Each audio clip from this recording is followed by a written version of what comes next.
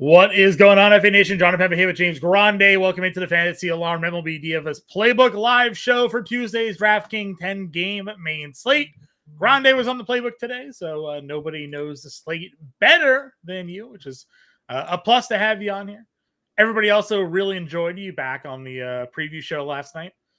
Show's just way better when James is on it, apparently. Well, that's just the feed. That's obvious. That's just the common feedback from the majority, you know. So you know, I mean, that's there is a minority that thinks otherwise, but the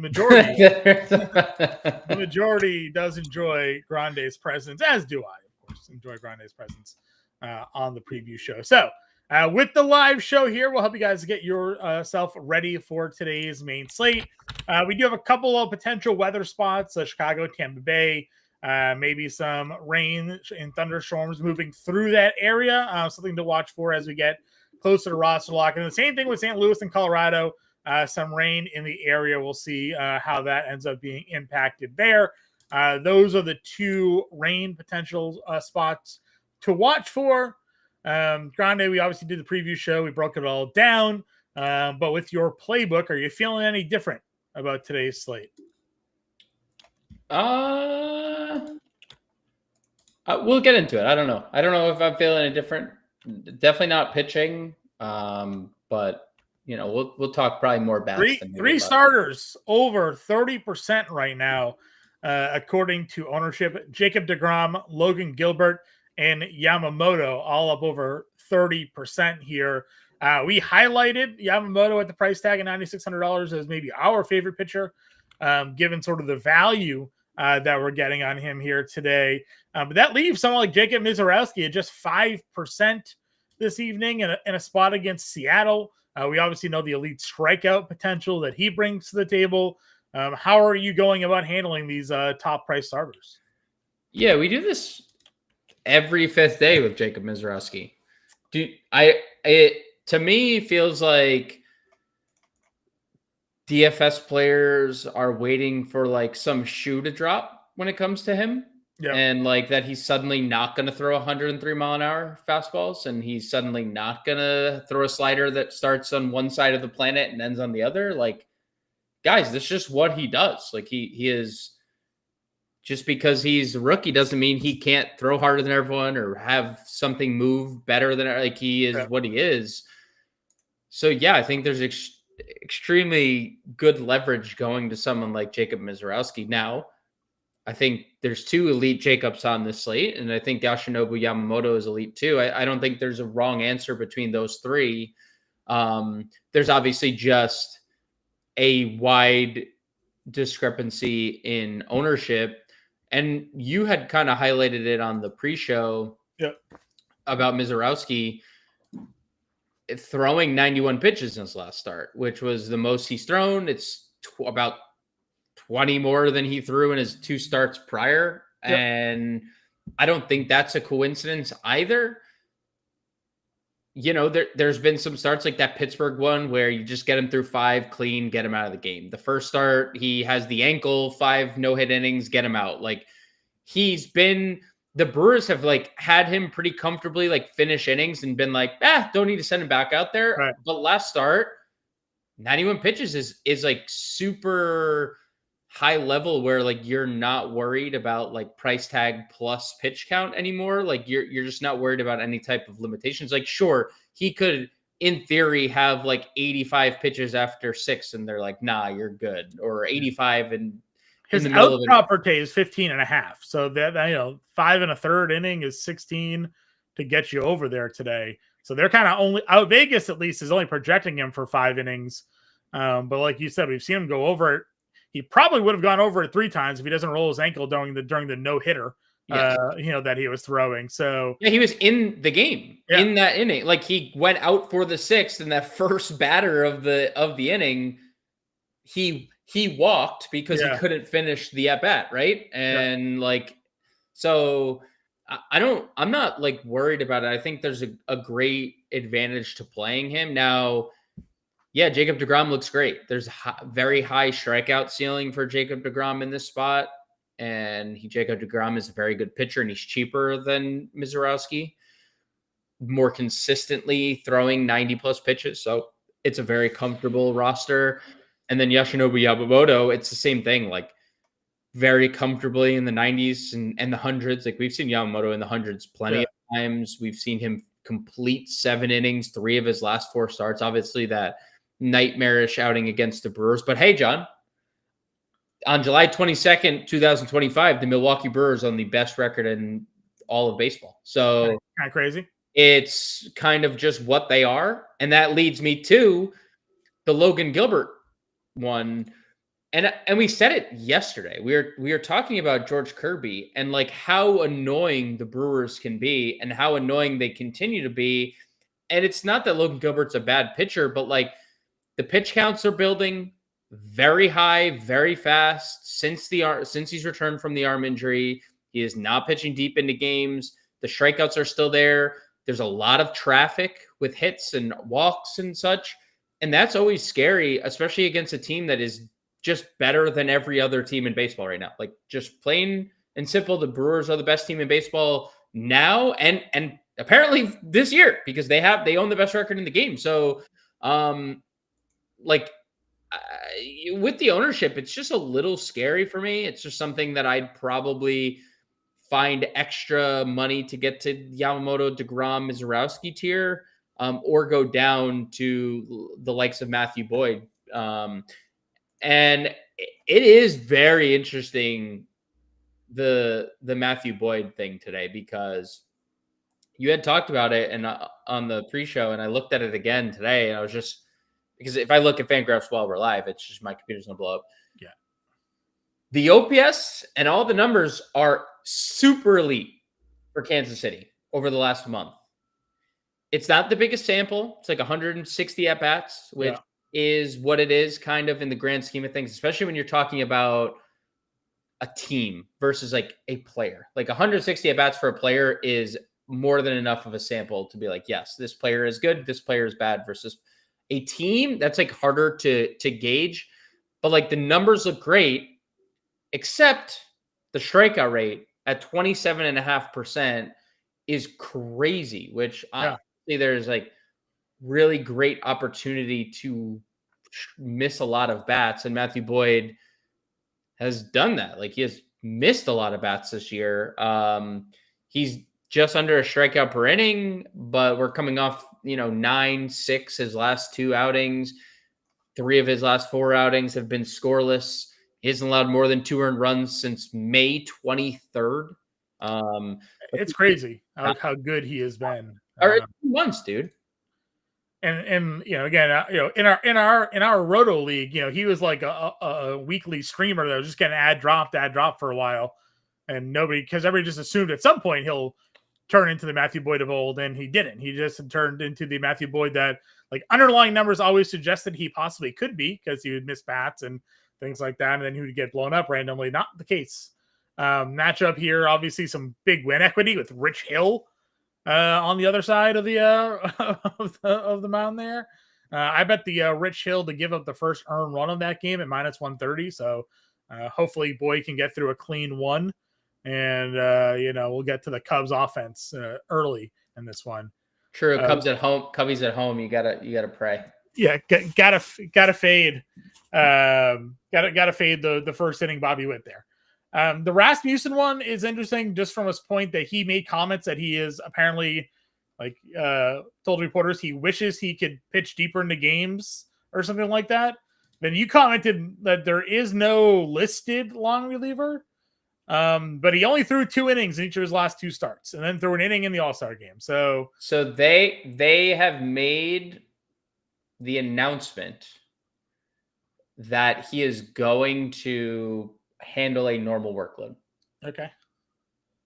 What that means? Because for a guy that rarely went 6, I'm curious to see how many that ends up being, right? So there's it's going to be tricky because you're right. He already didn't throw a lot, and now there was a cap. So like during the break, how much? Like it's not like he was able to build himself up in 11 days. That's a lot of throwing to then make a start. So it's like 2 weeks worth of starts where he's thrown 2 innings. So. Now, like we've seen him be mega efficient and like just get through 5 innings and like 60 pitches. You remember that the last start he made, 5 innings, 62 pitches. Like, dude should have thrown a complete game. Any normal starters, they're like, he's pitching into the 8th in that outing. But I'm the spot in theory is good, and I don't want to like just compare it to Shane Baz because obviously that didn't go well, but it is a bad ballpark to pitch in. I'm a little indifferent here just because obviously there's going to be some type of limitation, whether or not like they say he's going to handle a full workload. He's for the last 3 weeks he's pitched under a restriction, right? Yeah. So there's no way he's built back up to a full starter's workload. So that's 8,400. I'd rather just take a shot on someone cheaper, I think. Yep, I agree. We did talk about, however, though, there really wasn't like a ton of seemingly good options, basically below Boyd on the previous show. In your further research doing the playbook today, did you come around on anybody? I mean, come around. I did write up Max Scherzer again. And I specified Scherzer in tournaments because we just don't know like when his thumb is going to flare up and when the feeling is going to go and like whatnot. But there's some good underlying numbers for Max Scherzer. Anytime he's been extended, which hasn't obviously been a lot, he's missed bats. He has never lost the ability to miss bats. That's been the Max Scherzer thing throughout his whole career, even through this thumb, whatever you call it, thumb depression. His thumb is undergoing depression right now. So I don't hate it. I'm a little scared of the Yankees lineup because they have so many lefties, and that's been the thing through his first 5 starts that have given him issues. Yeah. And like Grisham, Bellinger, Jazz is 3 of your first 4 batters, and the only non-lefty is Aaron Judge, right? Like that, the first 4 batters you have to face are 3 of our lefties, and one's the best player in the game. So like it's not the best top of the lineup, and then Stanton's hitting extremely well, and then you have lefty Rice, lefty Wells. So it's not the best thing for Scherzer to be facing, but he did look really good in that start. He was able to pitch against the Athletics where his thumb held up. And then Davis Daniel was the only other name that I could see myself getting to. And it was honestly less about Davis Daniel and more about where the Giants are currently. I mean, they just haven't been a great offense. And I know they have a new first baseman tonight. I don't know if you heard, but they got this new first baseman. I forget his pretty bad player. Probably going to commit a bunch of errors. DFA. He might get DFA'd. There's absolutely no shot he doesn't commit an error today. Shout out to Anthony Volpe.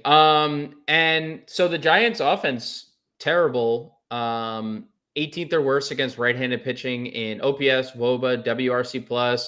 They strike out a bunch.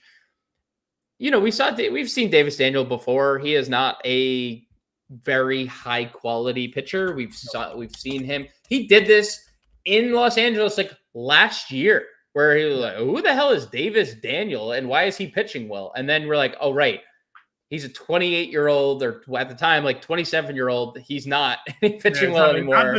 Not this good.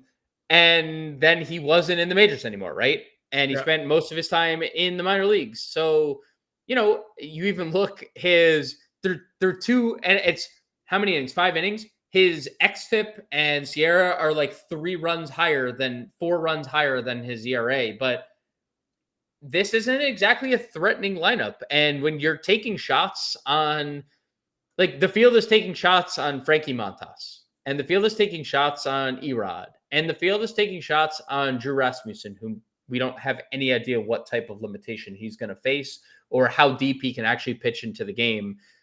There's no different than Davis Daniel, looked at Davis Martin as well. There's no real difference in Davis Daniel versus those pitchers, except he's cheaper than all of them and probably has the better matchup than all of them. Like, the Angels are absolutely raking right-handed pitching. And the thing all year about the Angels is like they just hit home runs, right? That's the only thing. Like, well, the Angels they only hit home runs. There's high. They also now in this last month have like an 850 OPS against righties. They're just smoking righties. So that doesn't really give me much enthusiasm with Frankie Montas. And we did this with Erod. We're doing the same thing with Erod as we did with Gallen last night, where it's like, well, the people on the porch, John, they're yelling, whoa, look at that Houston lineup. It stinks. Guys, that's a first place team. Whether there's yes, they have guys out of their lineup. One of the guys that helped get them to first place is not in their lineup tonight, and Isaac Paredes. So no, I understand that. Isaac Paredes wasn't in the lineup last night, and Zach Gallen got smoked.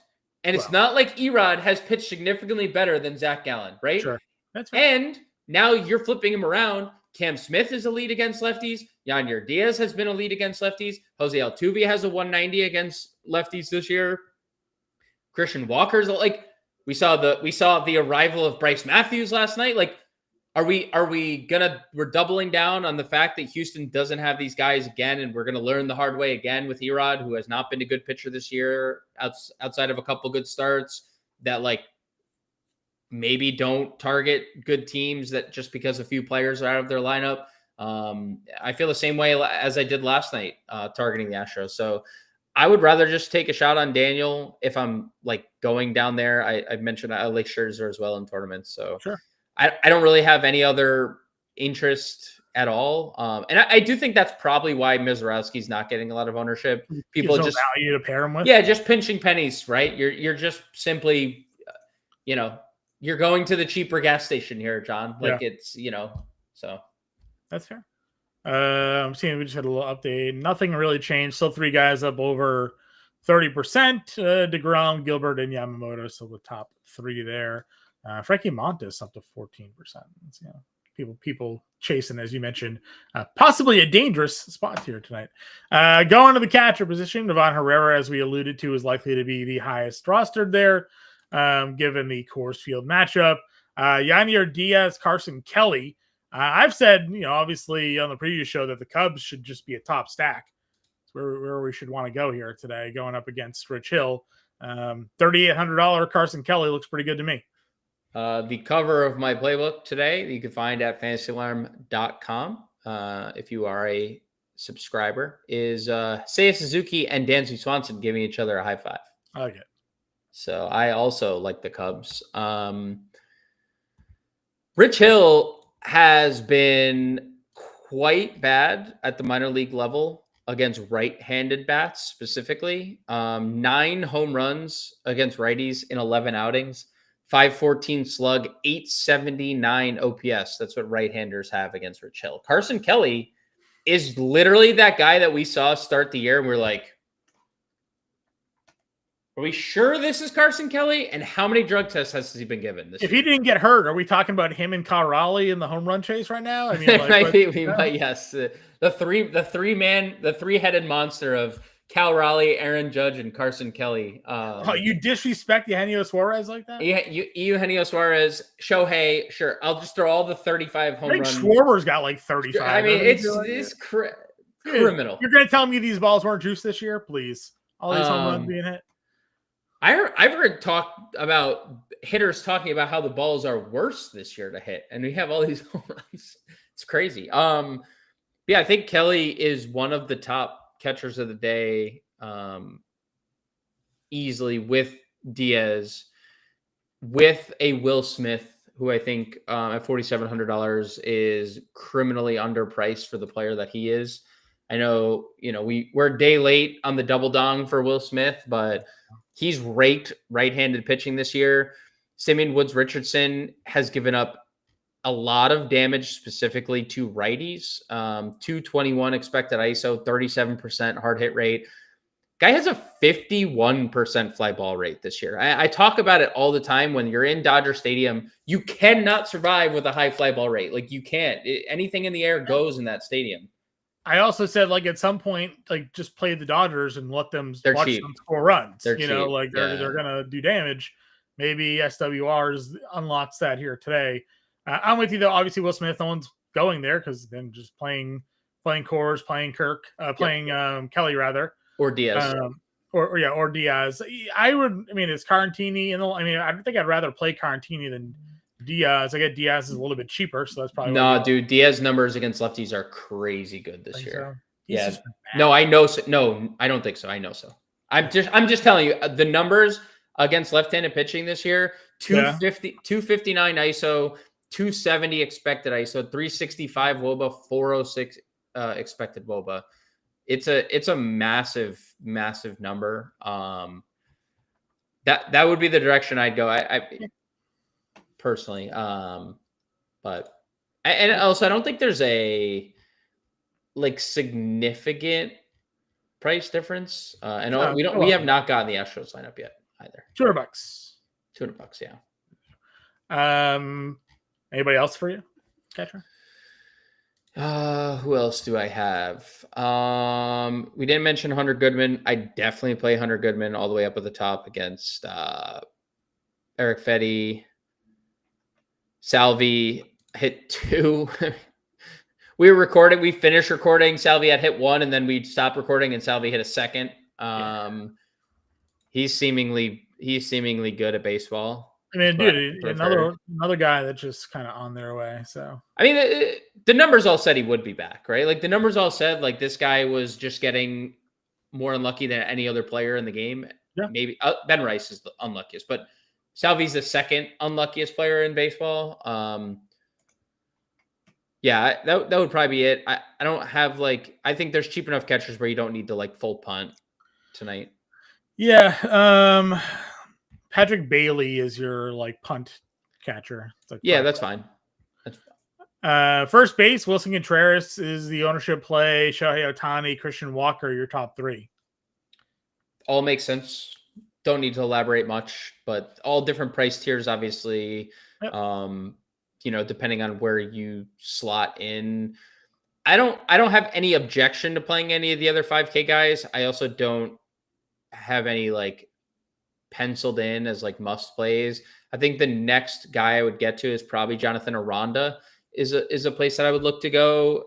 Lefties against Davis Martin has really been not that righties are far behind. 202 ISO for lefties, 189 ISO for righties. So you can play either of them, but I do like Aranda quite a bit in his home ballpark. I like Yandy in his home ballpark as well. I wish Yandy still had that third base eligibility, or just give him outfield eligibility. If we give Ohtani outfield eligibility, anything is possible. Shout out Kevin Garnett. I like Freddie Freeman, 4,300. You said it last night. If he's in the lineup, he's in the lineup. He hit a double. I think this is a great spot to get home runs. It's such a good home run spot with a guy who has a 50% fly ball rate. You're going to get a Dodgers game at some point. I mean, they scored 7 runs in the last, but they're going to get a game where they scored 13 runs. Yes, and 6 home runs. Yeah, it's just the way we go here. So I'm with you. I'm just going to keep playing Dodgers at this price. They're too good of a team. If you were playing the 20 max $4, make a Dodger stack or 2. Make multiple Dodger stacks. And just let it ride there. Dwayne wants to know, can we trust the Giants to do what they did yesterday? I mean, they're obviously they're not facing Sale or Schwellenbach today. They're facing Daniels, so they're live. They're live to score runs for sure. Again, long term, this team is going to be better than what they are, but they are not right now. They are bad.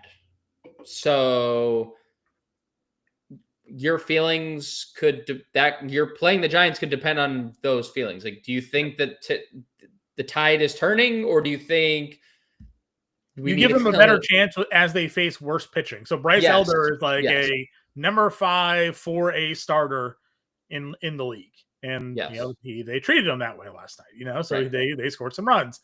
Daniels is a 4A AAA pitcher. 4A to AAA. He's not even really a major league pitcher.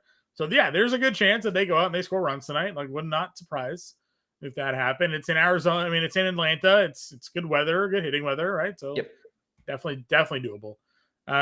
You're right on Aranda though. Right on Freeman. You do have Rice again. If Scherzer can feel his hands, maybe there's some home run potential there. Shanuel hitting second. Frankie Montas, what version shows up today?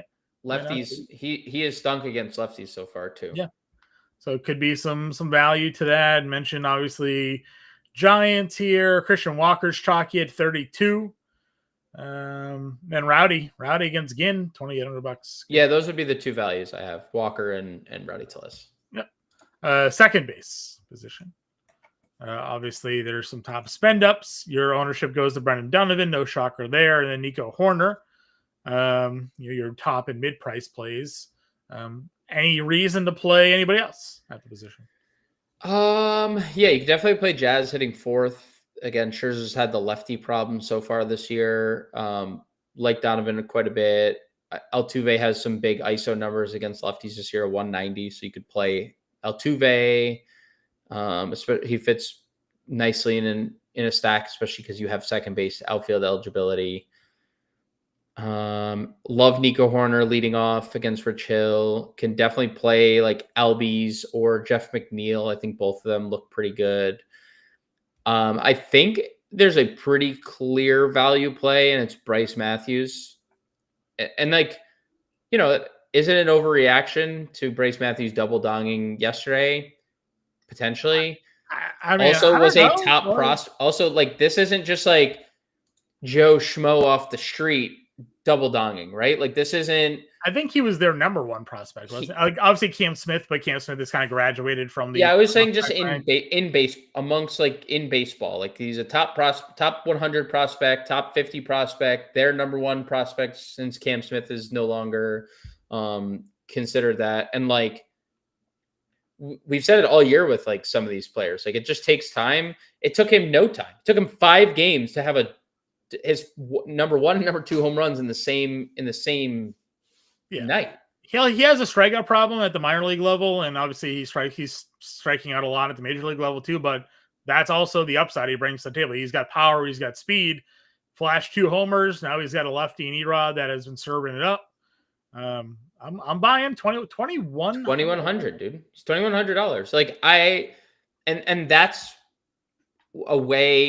an easier way to get to Mizorowski, to get to DeGrom, to get to Ohtani. Like there's no shortage of options you can fill out with Bryce Matthews at second base. So I think it's a strong position. And I like Bryce Matthews as much as I like anyone else. Third base we go then. Junior Caminero is your top priced. Nolan Arenado, as I dogged him yesterday, is again your top rostered. Arenado, 2 hits, a double, 2 runs scored, a walk, a stolen base, 19 fantasy points. Running back, I guess. Might as well. That's how it goes. Arenado, Chapman, McMahon are your top 3 ownership guys. Yeah, I mean, like. It's if you want to play St. Louis, play St. Louis. You and the rest of the field are going to get there. I think Chapman is fine, and I think McMahon is definitely solid. I would play any of them. I wouldn't shy away from Junior Caminero. My thing with Junior Caminero against righties. He is a dog. You could play Eugenio Suarez against literally any human being on planet Earth, and he probably will homer against them at this point. That's probably it. Like Yohan Moncada, 42. The lefties have given Frankie Montas the problem so far. Yeah. And then you drop below. Josh Smith at $3,600, I think looks pretty good leading off. Matt Shaw, $3,000. He looks pretty good. With the wraparound there. So that's probably where I would go. In like the value range. If the Rangers could ever just like figure it out, they have like name talent. They just need to string it together. They won the World Series 2 years ago. Yeah, that was 2 years ago. Langford, Carter, Seager, goalies, like they're young. They should have a bunch of guys that are just like, 20 plus homers, are sitting right there, and they just like and their staff. They have a healthy DeGrom. They have Nathan Eovaldi with like a sub-2 ERA. Yeah. They had Tyler Mahle. Tyler Mahle had a sub-2 ERA for like half the year. Yep, I agree. How the hell are they one game over 500? Because all those guys didn't hit for a long time. Yeah, that's true. Shortstop Mason Wynn, Willie Adames, and Ezekiel Tovar are your top 3 ownership plays. You've been riding the Adames bandwagon here for a little bit. That's Jose Caballero, even though I clicked on Willie Adames. Homered again last night. You've been riding it. You've been calling it. It's been paying off for you. I mean, he's just good away from San Francisco. Yeah. It's better. See, you didn't let me finish there. Away from San Francisco. Yeah, and he's good against righties. And he has both those tonight, right? Like he gets a righty away from San Francisco. Favorable hitting weather. That's the bread and butter for Willie Adames. So yeah, I mean, I think he looks good at 42 if you're not playing Davis Daniel. Warm, humid, and winds blowing out. Warm, humid, winds blowing out. It's like the trifecta, and you get the righty cherry on top. So I like it. Tovar definitely hitting 6, definitely in a prime sacrifice bunt spot tonight. But guy goes 3 for 4 with a homer the game before, and then you give him the sack bunt signal. First inning. Not just like late game. Need a run. It's like first at bat, sack bunt. It's the Mark pitch special there. Yeah, Mark. Always got the sack buck signal in baseball. Always got the sack bunt symbol. Oh, for sure, Mark was definitely. Yeah, he wasn't allowed to swing. He always got the bunt. No, I'm absolutely sure of it. I would play like Neto, Seager. I think both of them are fine. I think Mason Wynn is like solid. You know, he's been good lately. Solid baseball player. I don't think he's as good as like we thought he'd be, but he's solid. I mean, dude, he's been really good lately, obviously. No, I know. There's just like one extra base hit in there.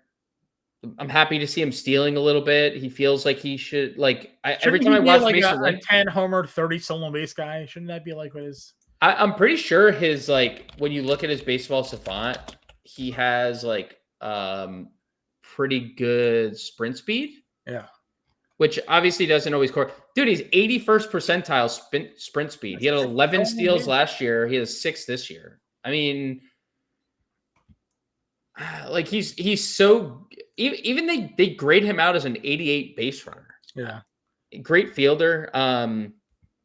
Obviously you don't get field points for just being a good base runner or for defense. So fine. You know, he's been good lately. Would love to play Mookie, but he's a corpse.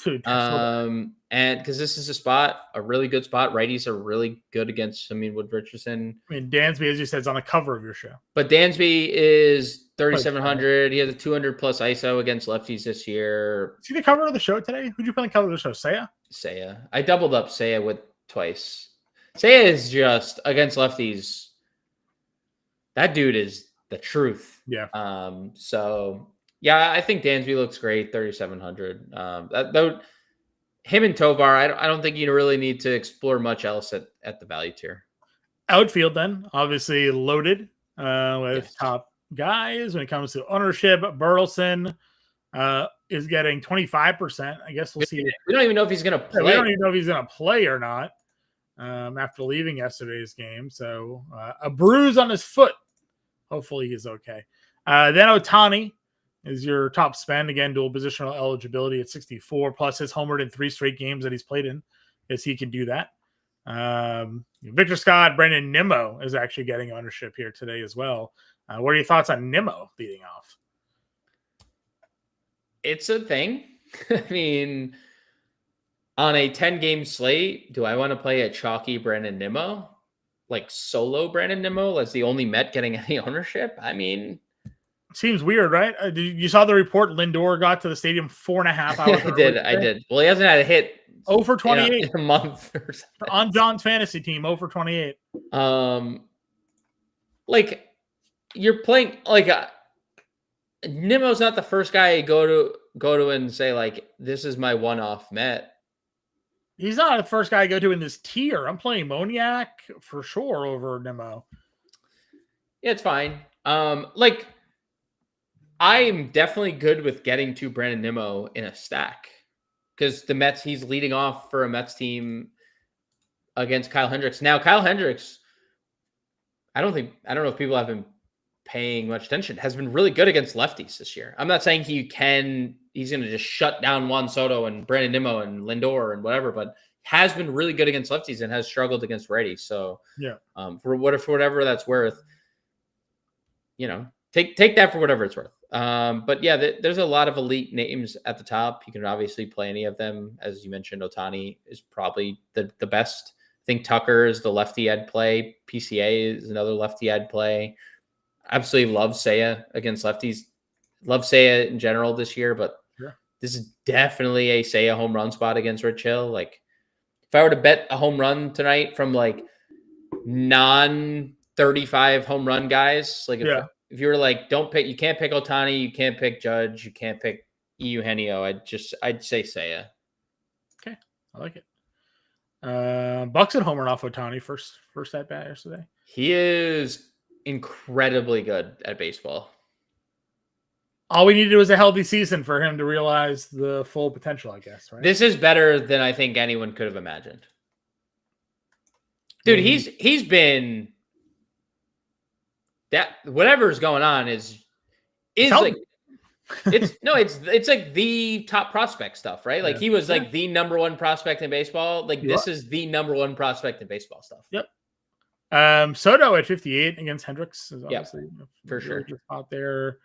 I'm not shying away from either the lefties there for the Cubs either. You can play Tucker or PCA. Totally you can play both. Freeman leading off again. I like the Rockies on this other side of this spot here. So Freeman, Moniak 1-2. Hap hitting 7th, but I would still be fine just getting exposure to the Cubs there. Yeah, I have a lot of people I'd play before Ian Happ. Truthfully, We talked Barger at third. We didn't, but we can talk Barger for sure. He hits balls really far. Yeah, when he homers, dude, he swings so hard. It's crazy how hard he swings every time. Like, I'm not saying everyone doesn't, but like, you ever like just watch someone and you're like, they swing harder than other players. Like they put wild torque into it. He's one of those people. He just swings like a maniac. Yeah. But yeah, he's definitely live to homer. Okay. Where else did you go in this range? Altuve, we talked about Moniak, Teoscar 41. He has a 200 expected ISO against righties. Pages 39. I go to all those players. I like Grisham quite a bit at $3,800. Again, Scherzer's had a lefty problem. Grisham has been good against righties all year long. Can play Nathan Lucas. We assume Cam Smith is going to lead off. Guy has like a 300 ISO against lefties this year. Giancarlo homered again yesterday. He's been a dog. Profar has been really good of late. We talked to McNeil already. Let's see what else. Michael Conforto, if he's in the lineup, I don't mind Michael Conforto. He's, still struggled, but there's been like glimpses from Conforto. I'm honestly curious why he is still on the roster. 185, 617 OPS. There's some underlying stuff that suggests he's been a little unlucky. They have nobody else to play on the Dodgers. They do. Astory Ruiz. I'd give him a look. Give him He homered. He homered the other day. I know. Well, they've also given they've tried the James Outman thing. Outfield, give him some ABs. Who? Ohtani? No, rushing. True. Well, it doesn't seem like they're rushing to do that one, John. Oh, Loperfito's $2,700. He is. Yep. Caglione. He had another far home run. Another far home run. 5 homers might be his only hits this year. No, he had that random 4-for-4 game. Do you remember that with no home runs? Yeah. Those are his only nine hits. Most of his homers have been off lefties, though, so maybe this is the spot. Sure. All righty. Let's get a core going. It's a good shout on the Chas McCormick one. He's off the IL. Has hit lefty as well. Yeah, has had a hits in I think all 3 games he's played in, or hits in the last 2. He's been fine. Seiya Swanson Kelly, probably. Seiya, Swanson, Kelly for sure. And then Christian Walker, Cam Smith. Walker Smith. Or depending on the pitcher, we can get some Bryce Matthews in there too. And then I'm not even opposed to just doing Matthews anyways, but pitching, are we doing Boyd, Yamamoto? Where do you want to? I mean, if we were to do